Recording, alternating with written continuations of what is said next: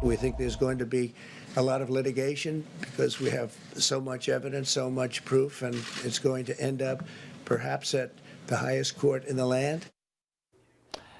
If they have so much proof and so much evidence, it begs the question, why haven't we seen any of it? Now, the one thing the president is right about is we are seeing a bunch of litigation, but it's coming from him and his party. Minutes ago, Pennsylvania Republicans petitioned the Supreme Court for an emergency order to stop counting ballots that arrived after Election Day and to also segregate them instead. Trump campaign has also sued over vote counting, ballot counting observers, what they call voting irregularities, and out-of-state voters supposedly pulling the lever. Plus, more suits are also likely in the offing. I want to bring in my next guest, the perfect person to answer some of these questions, Professor Rick Pildes from NYU. He's one of the nation's leading experts when it comes to constitutional law, the Supreme Court, and election law, and he was also part of the Obama campaign's legal team on both voting and election issues. And Professor, I know if people saw the Times today, you did a piece that Trump could try, but the courts most likely will not decide this election. And I'm curious, do you believe that's more because that there's no evidence to back up the contention of fraud, or that they waited too long and now voters that were following the state's guidelines, they voted, their votes in most part have been counted and tabulated, and if the court were to come in and say never mind, they'd be disenfranchising the voter? How about all of the above? So, in some of the cases they brought, the legal claims, even if the Trump campaign won them, are really more about process issues. They don't go to the validity of any votes. These claims seeking greater access to observe the counting process, which they have a right to do. And they won one of those lawsuits in Pennsylvania.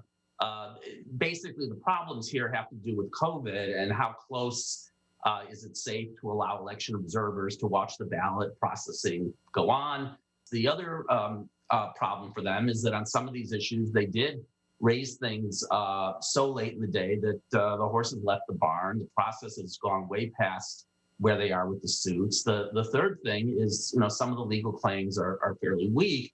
And then, as you mentioned, it's easy to talk about big problems and to cast doubt on the process. But once you go to court, you actually have to have the goods. And they have not so far introduced any significant evidence that they've come up with of major issues that could affect thousands of ballots, because at the end of the day, that's also a critical question. Even if you win on certain claims, how many ballots are likely to be affected in the best case scenario? And so they have problems on all of these fronts. I'm not surprised the campaign would be aggressively pursuing litigation. And, people will hear a lot of inflammatory rhetoric, but we can make this as simple as Ohio and Pennsylvania. Ohio and Pennsylvania did exactly the same thing, except they counted the votes in a different order, and it was the Republicans' decision in Pennsylvania not to count the absentee ballots that came in early until they counted the regular votes. It's really as simple as that. If it was okay in Ohio, why is it not okay in Pennsylvania, particularly when the Republican legislature wouldn't let the governor do what they did in Ohio? I'm finding it really complicated, where we want to keep counting in Arizona or we want to keep counting in Nevada, but you don't want to count anymore in Pennsylvania or places where it's losing. It just seems so nakedly obvious. Heads I win, tails you lose. Well, one of the things that happened in this election that was unfortunate, and that we wouldn't necessarily have predicted in advance, is that voting became, or the way people vote became, a form of identity politics itself. Once the president started launching his attacks on mail-in voting or absentee voting. And you see this actually in survey data, how people plan to vote. Once the president started saying vote in person, his supporters started saying that's how they're going to vote. Democrats, partly as an expression of their political resistance to the president, also because of greater concern about the virus, they made it clear that they were going to vote by mail disproportionately. That set up a very bad situation, because it meant that we kind of knew too much in advance. That is, we knew that one mode of voting would favor Trump voters, one mode of voting would be disproportionately used by Biden voters. The second thing is, our system wasn't set up for this volume of absentee voting in many states. We went from, say, 5% of the ballots being cast absentee to 35 or 40%. And there were a lot of other changes that needed to be made to make that process go smoothly. And a number of states made those changes.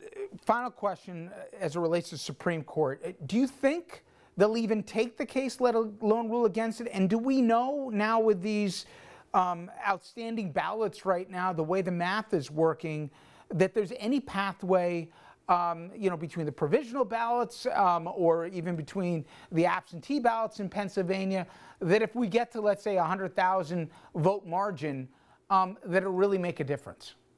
Yes, so what I would say is from everything we know at this point, it seems highly unlikely that the number of ballots that came in this 3-day post-election window that is the subject of the dispute are going to be anywhere close to the margin of victory in Pennsylvania.